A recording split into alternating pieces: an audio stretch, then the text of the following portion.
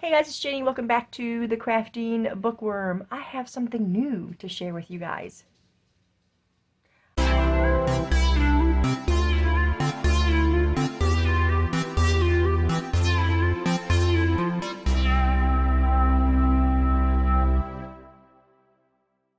Alright guys, welcome back. If you're new here, welcome. I love having you guys. Susan over at Susan Hiles Creates and myself are hosting a stitch and swap. Okay. This is going to be US only, you guys, because we don't have big enough of a reach to have someone who could host it overseas. So it's US only. What this is going to be is a fabric. I think we could have paper as well, but it's going to be for slow stitching. Now, I don't know how many of you that watch me have done slow stitching or do slow stitching, but I know I don't really do slow stitching, but ever since watching Susan, I have been inspired to do more. So, this is going to be Stitch and Swap. That's going to be the hashtag. I don't know how often we will do this. Let me explain everything first, and then we'll continue with, what you have to do and that sort of thing. So, this first one we're going to do fabric clusters. Okay, they are going to be autumn or gratitude. That is going to be the theme. The prompts are going to be one, slow stitching. You don't have to slow stitch your whole thing. Stitch a cross in it, an X in it or something. Stitch a little circle or stitch a border or whatever. Your whole thing does not have to be slow stitched. But we're not using sewing machines either. I mean, you can, but you got to have some kind of slow stitch on there. I think if you don't want to use all fabric, you could add some paper to it. You can add whatever you want to it, as long as there's some fabric and some slow stitching. Plus, you have to add a button or a charm for this first one. Okay, going to be fabric clusters, has to have some slow stitching. You have to have a button or a charm. Everything else you want to add to it is perfectly fine. If you want to add a piece of paper to it, if you want to add lace on it, if whatever you want to add is fine, as long as you have those three things. Okay. Now I was playing around a little bit, and actually yesterday I was playing around and I made a few just to give you some ideas. Like I said, I am not a slow stitcher at all. This is what I'm used to. Okay. This is what I do. I don't think we can count the button as the slow stitching. I would love that, because I would put buttons on every single one of them. But this is some really pretty fall colors, and we got the button in the center, but I did not put any slow stitching on it. Now, I could do a little slow stitch around the button. I could do a little bit of a stitch up the side if I wanted to, but I wanted to give you an idea of what my fabric clusters are like. Okay, I don't use a sewing machine. I don't slow stitch. I count on my button, and I only end up with that one little spot where the button is. So that is pretty much how I do fabric clusters. Now, I've had fabric clusters where I've added sentiments, where I've had charms on them, where I've had lace. But yeah, that's my MO usually. Just put the fabric together, use a button, and sew it on, and you got a perfectly good fabric cluster. I know a lot of people make their fabric clusters, and they use a sewing machine and they sew a stitch down the middle of it. And that's great. That's not, wrong or right or whatever. It's just not what I prefer. I like it to just not be seen on there like that. But this is my normal style. Okay, so yesterday I was trying different things. So I've got this one. Now this one I have slow stitched. Okay, I've slow stitched around the pumpkin. I don't know if you can see the slow stitch around the pumpkin. And I did a little tacking that you won't see underneath this, where it says Happy Thanksgiving. I got a button on there. And did you guys know that you can curl embroidery floss like you can curl streamers and stuff? So I know that's just really weird, right? But I wanted to leave it on there and I thought it was cute. So I just sat here with my fingers and yeah, you can curl embroidery floss. I didn't know that. So there's that one. And now on this one, you'll see here where I did a stitch just to get these pieces all together and then the button. And then up here you see where it's stitched around the pumpkin. Okay. What I really would like to do is get some stuff to stick in the pumpkin because there is a little opening right there and just to make the pumpkin puff out. I think that would be cute. So there's that one. I really like that one.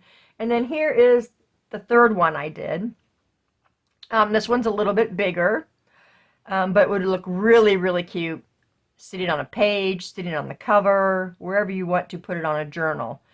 Now this one I decided to stitch a yellow border with the slow stitching, and of course it did not stay straight because that is me. If you guys have been watching me, you know I can't cut straight, fold straight, stitch straight either apparently.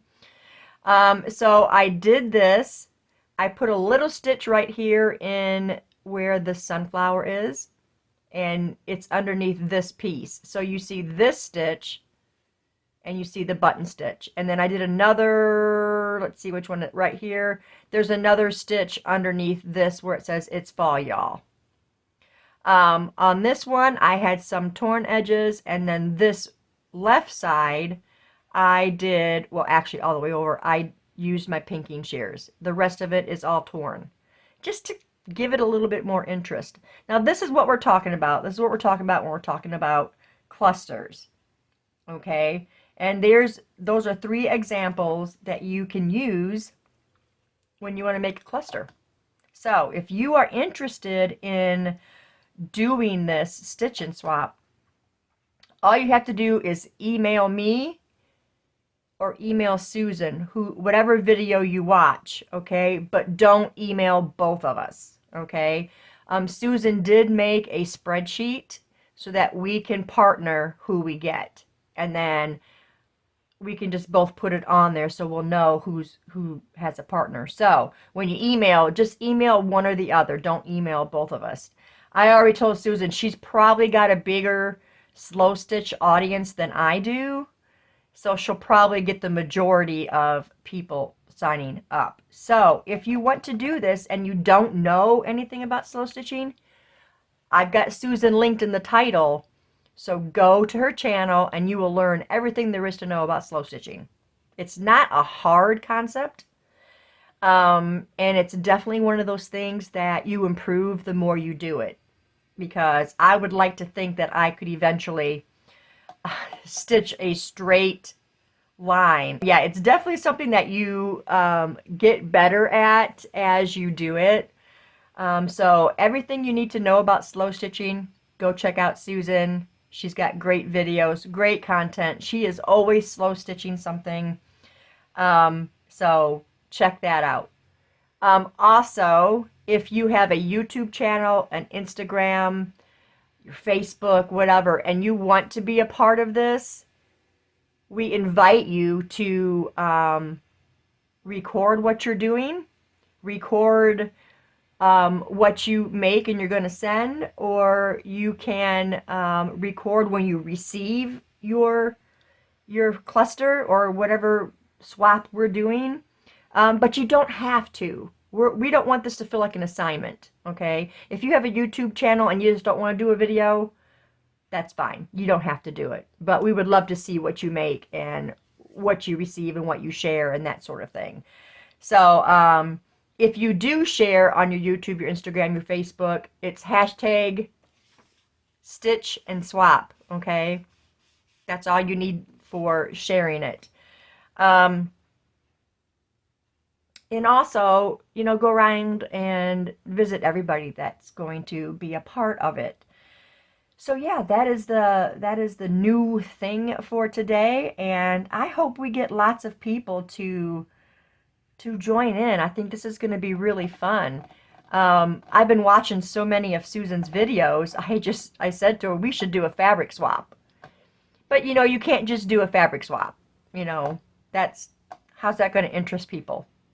Here, okay, send a 2" by 2" piece of fabric. You know, we wanted it to be interesting. So our first one is clusters. Like I said before, I don't know how often we will do it, but there will always be a theme and there will always be prompts. We want you guys to get creative and you know, really get in there and create and show us new things. Remember to email just Susan or just me. Don't email us both. It's only for the US. You have to slow stitch. You have to have a button or charm. And we're making clusters.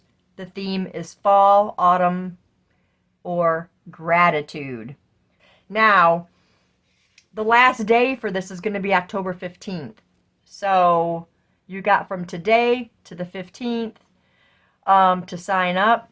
Then by the 20th, we will have everybody partnered, okay?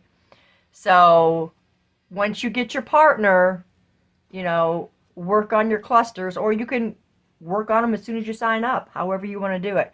But make sure that you have it sent out by November 10th. I will have all of these instructions in the description box, so you guys will have something right there.